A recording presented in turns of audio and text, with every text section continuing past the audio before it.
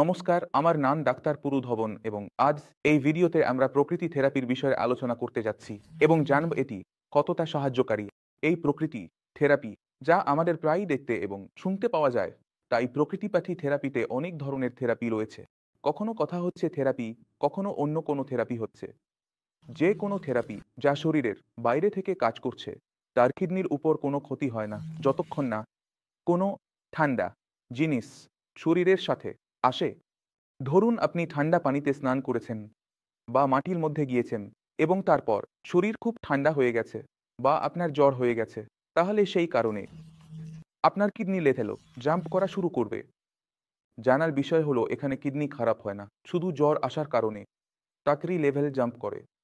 নম্বর এক, দ্বিতীয় বিষয়, যখন আমরা প্রতি চিকিৎসার জন্য যাই তখন আমরা দেখি যে খাবার দাবার খুব পরিবর্তিত হয়ে যায়। খাদ্য সম্পূর্ণরূপে বন্ধ করে দেওয়া হয়, না গম খাওয়া না ভাত খাওয়া। যখন আমরা দম এবং ভাত খাওয়া বন্ধ করে দিই তখন আমরা একটি সাধারণ সমস্যা দেখতে পাই যে রোগীর ওজন কমতে শুরু করে। যদি আপনি কোনো থেরাপি নেন, কোনো চিকিৎসা করেন এবং আপনার ওজন কমতে থাকে, তাহলে এটি সবচেয়ে বড় সংকেত যে আপনার শরীর দুর্বল হয়ে যাচ্ছে। কিডনি ফিলিপের শরীরকে স্বাস্থ্যকর রাখা খুব জরুরি, কারণ কিডনি যদি খারাপ হতে শুরু করে তবে পরবর্তী পদক্ষেপ হলো সম্পূর্ণ খারাপ হওয়ার পর ডায়ালিসিস। আজ আমার কিডনি খারাপ হচ্ছে, আমার ডায়ালিসিসের সম্ভাবনা রয়েছে। যদি আমি কিডনিকে ঠিক করতে চাই, এর মানে এই নয় যে আমি আমার শরীরকে দুর্বল করে ফেলব, কারণ আমার শরীর খুব বেশি দুর্বল হয়ে যাবে। আমার শরীরের ওজন 4-0 কেজি, 4-5 কেজি, 5-0 কেজি হয়ে যাবে। শরীর এত দুর্বল হলে ডায়ালিসিসের মতো বাঁচা সম্ভব হয় না। আপনাকে সবসময় মনে রাখতে হবে যে আপনার যদি শরীর স্বাস্থ্যকর হয় তবে এর মধ্যে খারাপ কিডনিও ভালোভাবে কাজ করবে, কিন্তু যদি আপনার শরীর দুর্বল হয় তবে তাতে ভালো কিডনিও কম কাজ করবে। কারণ আপনি যে খাবার খান তা আপনার শরীরকে দেওয়া হয় এবং সেই খাবারই আপনার কিডনিকে পাওয়া যায়। কিডনির জন্য খাবার আলাদা করে নেওয়া হয় না।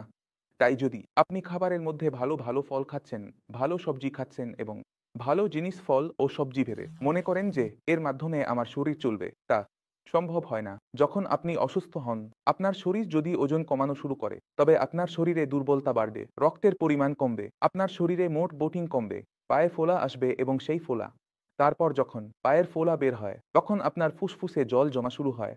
আপনাকে সবসময় মনে রাখতে হবে আপনাকে আপনার শরীরকে স্বাস্থ্যকর রাখতে হবে।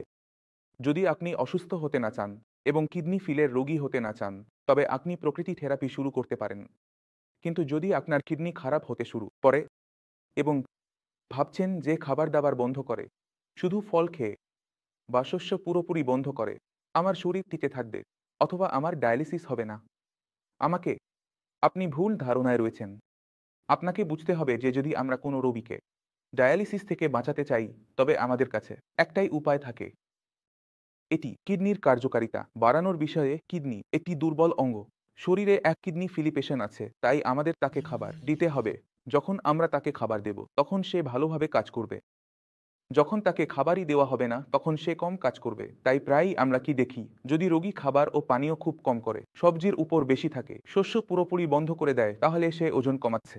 তাহলে প্রথম কয়েকদিনে আমরা দেখি যে কেটোনিন কিছুটা কমে যায়, রোগীর শরীর দুর্বল হলেও তা একসাথে চলছে।